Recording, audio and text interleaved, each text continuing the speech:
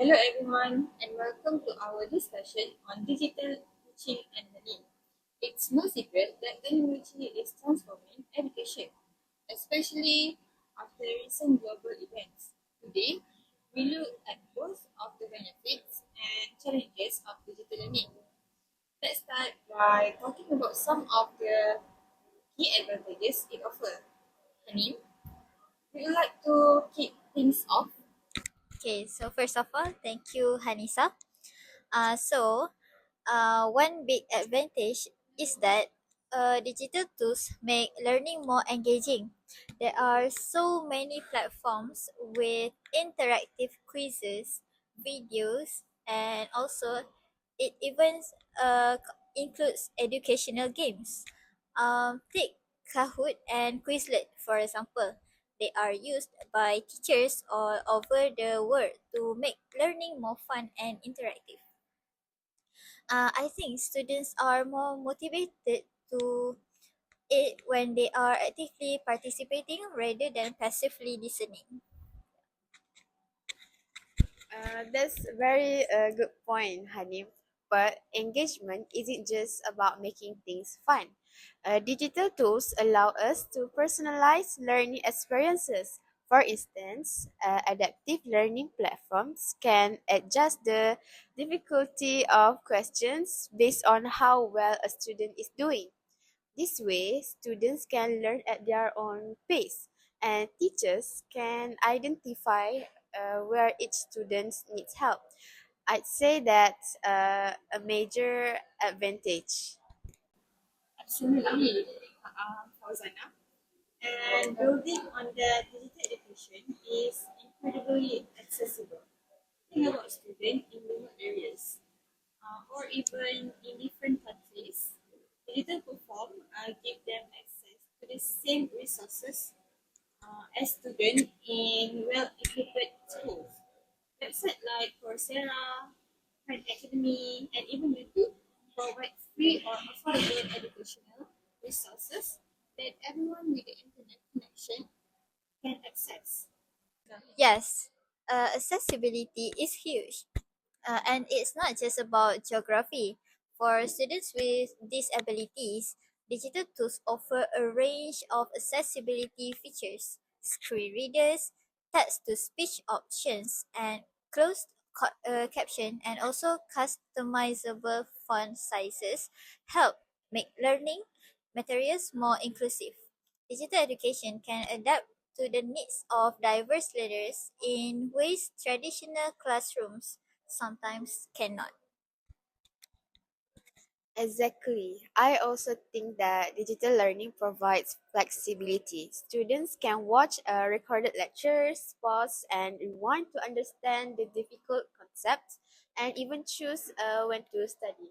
So, this flexibility is actually very useful for students who have other commitments like part time jobs or um, family responsibilities. That's a good point, Fauzana. Flexibility is a significant advantage, especially for adults, learners, or those balancing work and study. In traditional education, if you miss a class, it's hard to catch up. But with digital education, you can revisit the material at any time. And let's not forget about resources. Digital platforms give students access to a wealth of information like ebooks, academic journals, and also interactive simulation. These resources enrich the learning experience and provide more depth than a typical textbook might. Yes, and with the growing popularity of massive open online courses or MOOCs, students can learn directly from experts in the field, regardless of where they live. They can also participate in global online discussions, which broadens their perspectives and exposes them to different culture and also ideas. Absolutely. So, to summarize, Digital education offers engagement, personalization, accessibility, flexibility, and evidence of resources. But as we know, there are also some significant challenges. Let's shift our gears and discuss the disadvantages of digital teaching and learning. Okay, so one major disadvantage is the digital divide. While digital education is accessible to many, it's not available to everyone. Not all students have reliable internet access or a computer at home. So this actually creates a gap between those who have access and those who don't, especially in low income or rural areas. Exactly, for Zainab. The digital divide is a real issue, and it's not just about the internet access. There is also a lack of digital literacy in some communities. Not all students or even teachers, for that matter, are familiar with how to use these digital tools effectively. This can make the learning experience frustrating or ineffective. Yes, and aside from accessibility, engagement can sometimes backfire. With digital tools, students have so many distractions right on their fingertips. They can switch between educational materials and social media or other non-educational sites. It's hard for students to monitor students' attention online compared to the physical classroom. Yeah, that's very right. Yeah, I also think that's such a good point, Hansa. And I add that prolonged screen time is another concern. So, as we all know, staring at screens for hours can lead to eye strain, headaches, and even mental fatigue. Studies show that screen fatigue can reduce attention span and motivation, which ultimately impacts the learning outcomes. Yes. Screen fatigue is a big concern. Digital learning also lacks the physical and social interaction that's so crucial in education.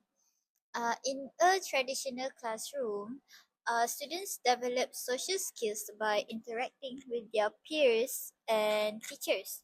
Online learning can be isolating, which might affect students' mental health and social development over time. And there's the challenge of assessment. In traditional setting, teachers can observe body language and engagement in real time, which help them understand if students are actually learning. With digital teaching, it's harder to gauge engagement. Plus, issue like cheating on online exam can make assessment unreliable. That's true. And another downside is the dependence on technology.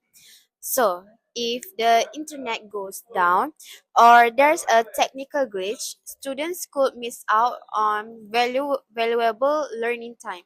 It's also difficult for some teachers to adapt to digital tools, which can result in a less effective learning experience.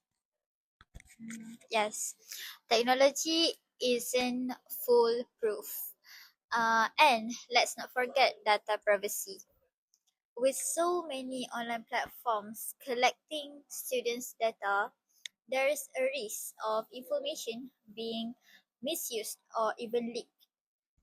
Students and schools and platforms need strong cybersecurity measures to protect students' personal information.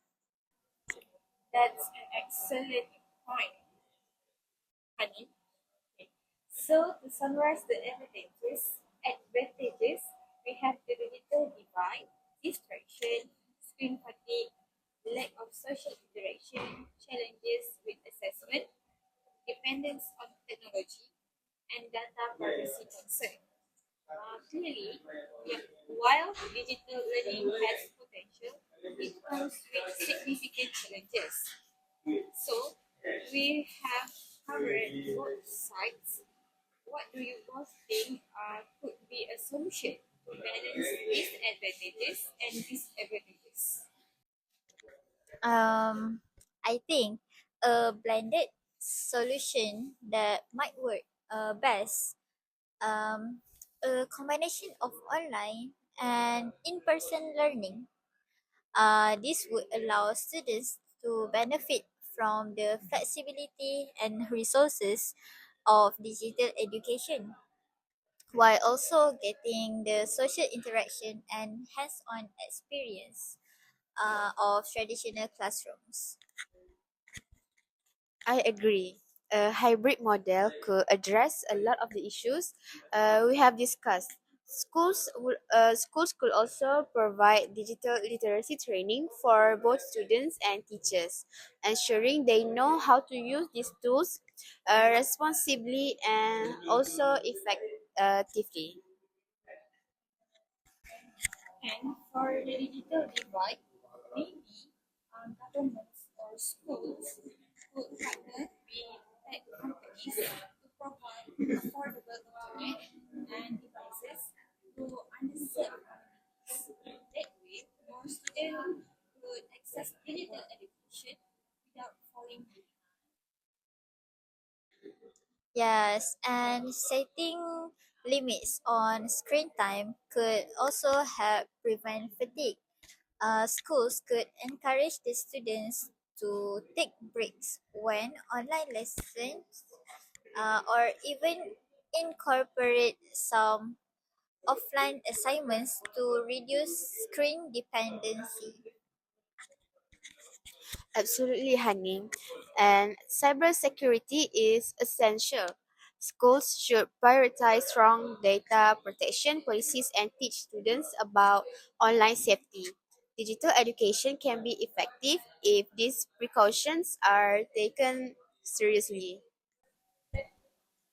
It sounds like we all agree that digital education has great potential, but it needs the right support system to be effective and inclusive. So, to sum up, we have discussed how digital education offers engagement, accessibility, flexibility, personalization, and a wealth of resources. But we also covered its drawbacks, including the digital divide, screen fatigue, and the lack of social interaction. Right. We also highlighted potential solutions like blended learning models, digital literacy training, improved access to technology, and better data privacy measures. With this in place, digital education could truly complement traditional methods. In conclusion, digital teaching and learning have transformed education, and they're likely here to stay. While there are some challenges to overcome, digital education has the potential to enhance learning and make it more accessible to everyone. Before we wrap up, does anyone have any final thoughts? How do you see digital education evolving in the next few years? I think it will become even more integrated with traditional classrooms. As technology improves, we might see a more seamless blending of digital tools with in person teaching. I agree. I just hope that more resources are directed toward addressing the digital divide so that all students have equal access to these tools. Those are insightful points, Hanim and Fauzana. Let's dive a bit deeper into engagement. Hanin, you mentioned platforms like Kahoot and Quizlet. Can you share any specific examples of how these platforms keep students engaged? Absolutely. Kahoot, for example, uses a game-like interface where students compete in real time to answer questions correctly and quickly. The leaderboard encourages friendly competition, and it's a format many students find exciting. Teachers have shared that it boosts engagement significantly during revision sessions. Yes, and I also have seen similar results with Quizlet, especially with flashcards and study sets. Students can quiz themselves and track their progress, which builds confidence. The spaced repetition features also help with memory retention, which is very essential for a long-term learning. That's great to hear. Let's talk a bit about how digital tools support different learning styles. Hosanna, do you think digital platforms make it easier for educators to address individual learning preferences? Absolutely, Hanisa. Platforms like Nearpod and Edpuzzle let teachers incorporate videos, audios, and interactive elements within a single lesson. Visual learners benefit from graphics and videos, auditory learners from voiceover, explanation, and kinesthetic learners from interactive activities. It's a significant improvement from one size fits all teaching methods. And digital platforms are customizable too. For instance, a student who struggles with reading can adjust text size or use text to speech option. These features can empower students to take ownership of their learning by tailoring resources to fit their preferences. Good points. Now, moving into the accessibility aspect. Earlier, we talked about how digital education can reach students in remote areas. Do you both think that digital learning can equalize opportunities for students worldwide? Yes, to some extent. Digital education has democratized access to high quality resources. For example, students in resource areas can take advanced courses from platforms like Khan Academy or MIT Open Courseware, but as we discussed, these assume they have internet access, which isn't always the case. That's true. Accessibility is multifaceted. Language barriers are also another issue. Platforms offering multilingual options like Duolingo for language learning help students who aren't fluent in the platform's primary language. However, there is still a need for more inclusive content in various languages. Good observation. Now, let's explore flexibility further.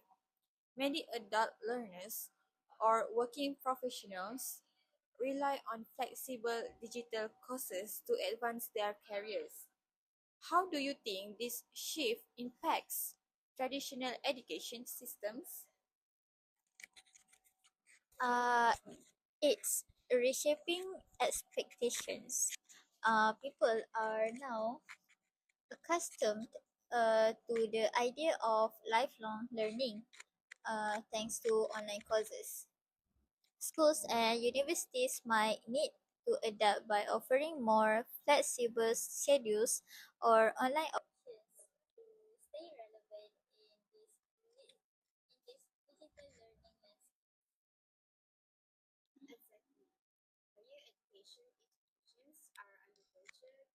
the demand for fun, flexible study options. We are moving towards micro-credentials or nano-degrees, smaller, stackable certifications focused on specific skills. This trend lets people build knowledge in improvement, which is appealing to busy professionals. Interesting. Let's transition to the challenges. We mentioned the digital divide besides internet access that other factors contribute to this issue. Well, device availability is another factor. Many families cannot afford a computer or a tablet for each child, so students end up sharing devices. Also, the quality of devices really matters. Slower computers or outdated software can hinder learning and can also frustrate students. I agree. And let's not forget the teacher side. Not all educators are equipped to the use of digital tools effectively, especially in regions where digital literacy training isn't part of teacher preparation. Bridging the digital divide means providing training for educators. Um, that's essential. Now, moving on to the issue of distraction. Digital tools can enhance learning, but they also present temptation. So, Hanim, how do teachers manage this in an online setting? So, many teachers use applications that restrict access to certain websites or monitor activity.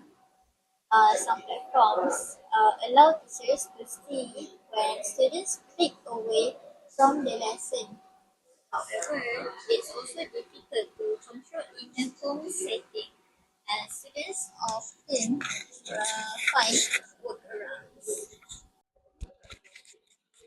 And it's not just social media. Students might multitask with other apps, like messaging friends or browsing videos. Teachers can encourage focus by setting expectations like working in a quiet environment or taking breaks. But it's still challenging to enforce remotely. Exactly. And screen fatigue is another concern. What can educators do to help students to manage it? One strategy is incorporating offline assignments or project based work where students research or create something away from their screens.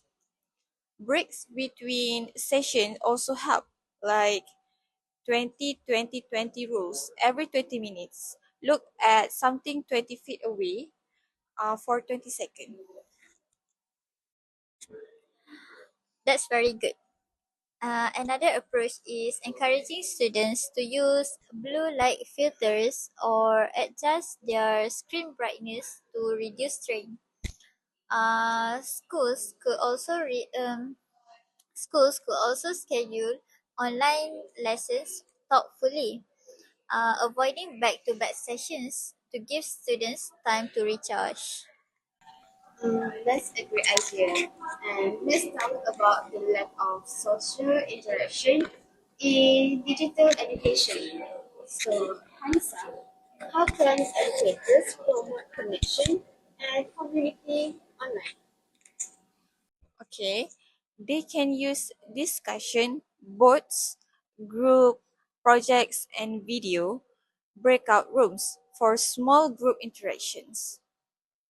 Encouraging students to share ideas, opinions, or even live updates during online classes help them feel more connected.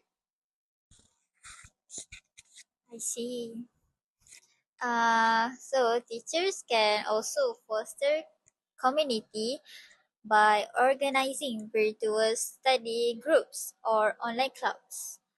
Some platforms allow for virtual students lounge where students can interact informally, which helps reduce isolation. That's a good suggestion. Now, regarding assessments, how can teachers ensure academic integrity in digital exams? Some online exam platforms use proctoring software that monitors students via webcam and tracks keystrokes. However, this approach raises privacy concerns. Another option is open book assessment that focus on critical thinking rather than memorization, which can be more fair and relevant. Agree. Digital assessments should focus on application over recall. Another approach is project-based assessments where students showcase their understanding through presentations and also portfolios, making it even harder to cheat. That's an excellent point. Let's address technology dependence. Besides internet outages, how can schools prepare for technical issues that might disrupt learning? Um, I think schools should offer offline resources as a backup, like downloadable PDFs or recorded lessons. Ensuring students can access these materials helps maintain continuity when technologies fails. And tech support for students and parents is also crucial. Some schools have tech support hotlines or offer troubleshooting guides. Training on basic troubleshooting can reduce anxiety and frustration during technical issues. Uh, Good insights. Finally, let's talk about data privacy. So, Hanim, how can schools ensure student data remains secure? Schools should use platforms with strong encryption and follow the data protection laws like GDPR. Regular audits of third-party apps and mandatory privacy training for teachers can also help prevent data leaks. Yes, educating students on online safety is also essential. Teaching them about strong passwords, avoiding suspicious links, and understanding their digital footprint empowers them to protect their own data. Perfect. Now that we have covered the pros and cons, do we think that digital education will continue to grow and continue replace traditional education? I think digital education will be a permanent feature, but it won't fully replace the traditional learning. Instead, we will see the hybrid models where digital tools complement in-person interaction, allowing for a balanced approach. I agree with you. Digital education will become more sophisticated, and with the right infrastructure, it could address many of today's issues. But physical classroom offer benefits that digital tools can fully replicate, especially in early education. So, to wrap up, we believe in the future of a balanced hybrid approach to education that leverages the strengths of both digital and traditional models. So, thanks everyone for a fantastic discussion. Any final thoughts? Since then, I am excited to see how digital tools continue to shape education and make it more inclusive.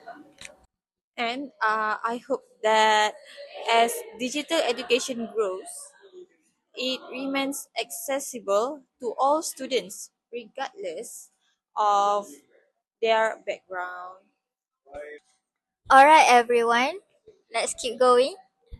We have touched on the positives and the challenges, but I would like us to discuss how digital education has evolved so far. So, Hanisa, can you talk about some of the major changes that we have seen in digital education over the past few years? Of course, one of the biggest changes in the rise of a blended and flipped classroom. In a flipped classroom model, students watch lecture videos at home and spend class time doing hands-on activities or group work. This approach makes class time more interactive and helps students deepen their understanding of the material. That's a very good point, Hanisa. Another evolution is in online assessments. We have moved from simple multiple choice quizzes to more sophisticated forms of assessment, like interactive simulations or project based assignments. This this assessment can give teachers better insight into how well students grasp complex concepts. Absolutely. And let's talk about another trend, gamification. Fauzana, we have talked about Kahoot earlier, right? So how else is gamification being used in education? Yes, gamification is huge. Beyond Kahoot, platforms like Classcraft let teachers turn the classroom into a role-playing game, where students earn points for completing assignments and demonstrating positive behaviors. So, gamification not only makes learning fun, but also encourages soft skills like teamwork and also problem solving. It's fascinating how gamification works on the psychology of learning. The reward systems tap into students' intrinsic motivation, making learning feel like an achievement rather than a chore. However, there's a need to balance it so students focus on learning, not just earning rewards. Great points, guys. Let's switch gears a bit. We talked about accessibility in a broad sense, but what about inclusivity? How can digital education be made more inclusive for students with diverse needs? So there are some amazing accessibility features. Tools like Google Classroom and Microsoft Teams have built-in screen readers, speech to text, and adjustable text sizes. These features can actually help students with visual or auditory impairments, making it easier for them to engage with the content. Yes, and it goes beyond disabilities. Digital education can support neurodiverse learners too. Some platforms offer customization options to reduce visual clutter or allow students to progress at their own pace, which can be helpful for students with ADHD or learning difficulties. Exactly. Inclusivity is essential. Now, regarding the digital divide, it has been a persistent issue, especially during recent global events. Do you think there's a way to address this divide on a larger scale? Okay, it's challenging, but partnerships that between governments, tech company, and NGOs could help. Some initiatives provide discounted internet for low-income families or free devices for students. Expanding these efforts could bridge the divide significantly. And community driven solutions are emerging too. For example, some libraries loan out Wi Fi hotspots and laptops. Expanding similar programs nationwide would help ensure that students from undeserved communities are not left behind. Those are very great insights. Mm, so next, let's discuss another aspect, digital literacy. We touched on it earlier, but how important is it for teachers as well as students? I think it's crucial. Teachers play a huge role in guiding students on how to use digital tools responsibly. If teachers lack digital skills, it impacts students' learning experience. Schools need to invest in digital literacy training for educators to ensure they feel comfortable using these tools. And for students, digital literacy is becoming as essential as traditional literacy. They need to know how to evaluate online sources, understand privacy, and use technology effectively. Some people have started offering digital citizenship courses to teach these skills. Yes, digital citizenship is a big piece of this puzzle. Speaking of responsible use, let's discuss data privacy. Hosanna, you mentioned that schools should follow data protection laws, but what else can be done to protect students' privacy? Schools should prioritize using platforms that are transparent about data collection and privacy collection.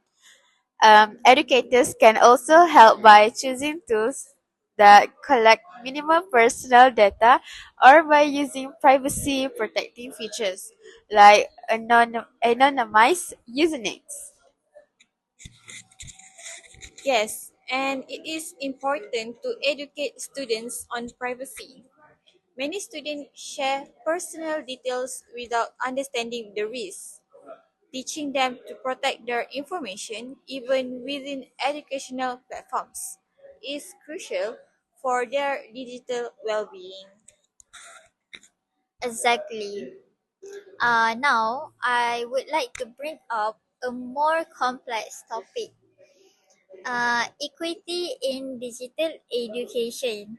We often assume access means equity, but there are still disparities in digital learning outcomes.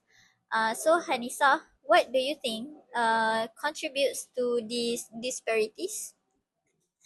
Yes, a lot of factors play a role. For example, students from tech savvy households they have parents who can help troubleshoot, while others may lack that support. Also, students who don't have quiet, dedicated study spaces may struggle to focus compared to peers who do. And we cannot overlook learning styles. Some students thrive in self-paced environments, but others need more structure or face-to-face support. Digital platforms need to become more adaptable to accommodate different learning needs and minimize these disparities. Great points, guys. Digital education needs to be more than just accessible. It has to be equitable. Now, let's move on to screen time and its impact on students' health. Hanisa, what are some ways to reduce the negative effects of prolonged screen time? Okay, one of the solution is to incorporate more offline activities like reading physical books or doing hands-on projects. Also, school can encourage regular breaks and mindfulness practices to help students rest their eyes and minds. Teachers can also integrate physical movement into lessons. For younger students, educators can include brain breaks with short exercises or stretches. Some schools are even experimenting with virtual reality for immersive experiences that don't necessarily require long hours in front of a screen. Yeah, that's very interesting. And virtual reality is actually a great segue into future trends. Do you both think that technologies like VR and AI will play a major role in digital education going forward? Definitely, VR can make learning incredibly immersive. So, imagine history lessons where students visit ancient civilization or biology lessons with 3D models of cells. Uh, it can actually add depth to learning that traditional methods cannot offer. Also, AI can help personalize learning further. AI-driven platforms could analyze each student's learning habits and adjust content to suit their progress, making education even more tailored and efficient. But it would be crucial to balance AI with human guidance to avoid relying solely on technology. Good point. We don't want students feeling isolated or disengaged due to an over reliance on AI. Now, I would like to discuss how we can balance the benefits of digital and traditional education. What are your thoughts on the blended learning approach? So, blended learning offers the best of both worlds. It allows students to access digital resources and learn independently, while also giving them the opportunity for in person interactions and hands on learning. I think it's the ideal model for balancing flexibility with structured points. And it's adaptable. Schools can adjust the blend depending on students' needs or even subject matter. For example, STEM subject may benefit from more hands-on lab work, while humanities can incorporate more digital resources. This flexibility is key to a holistic educational experience. Blended learning certainly sounds very promising. Let's wrap up with some final thoughts on digital education's future. How do you both see digital tools shaping education in the next decade? I think we will see more integration of AI and data analytics. Imagine platforms that give real time insights into each student's strengths and weaknesses, allowing teachers to tailor support precisely where it's needed. Digital tools will likely become smart assistant in the classroom. Agreed. I also think education will become increasingly global.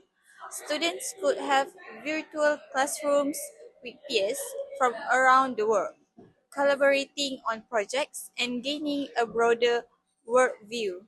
Digital education could break down geographic barriers in a way traditional models can't. Fantastic ideas. It's clear that digital education has incredible potential, but also requires a lot of thought, planning, and support. Thank you for both of you for this engaging discussion. I hope that we can dive more into this topic soon.